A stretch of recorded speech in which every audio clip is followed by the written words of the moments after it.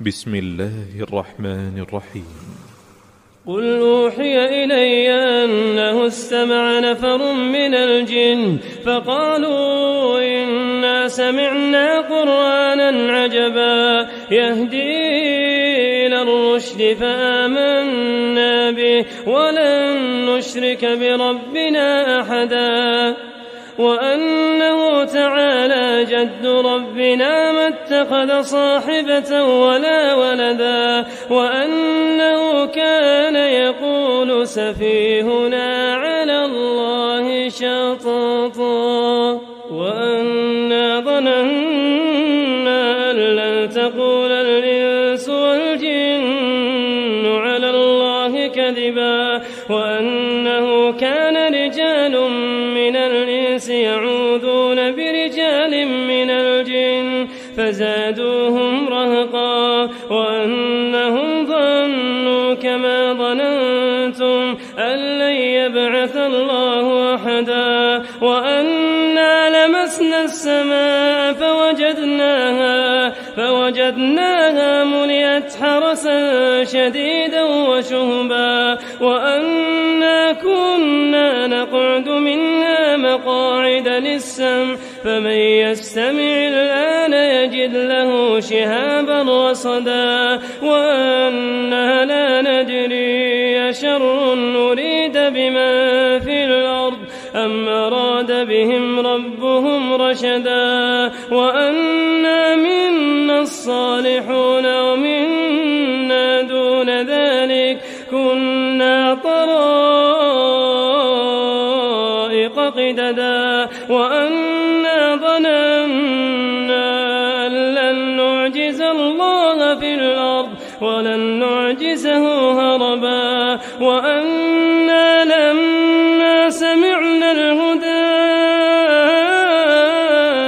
آمنا به فمن يؤمن بربه فلا يخاف بخسا ولا رهقا وأنا منا المسلمون ومنا القاسطون فمن أسلم فأولئك تحروا رشدا وأما القاسطون فكانوا لجهنم حطبا وأن لو استقاموا على الطريقة لأسقيناهم ماء غدقا لنفتنهم فيه ومن يعرض عن ذكر ربه يسلكه عذابا صعدا وأن المساجد لله فلا تدعوا مع الله أحدا وأنه لما قام عبد الله يدعوه كادوا يكونون عليه لبدا قل إنما أدعو ربي ولا أشرك به أحدا قل إني لا أملك لكم ضرا ولا رشدا قل إني لن يجيرني من الله أحد ولن أجد من دونه ملتحدا إلا بلاغا من الله ورسالاته ومن يعص الله ورسوله فإن له نار جهنم خالدين فيها أبدا حتى إذا رأوا ما يوعدون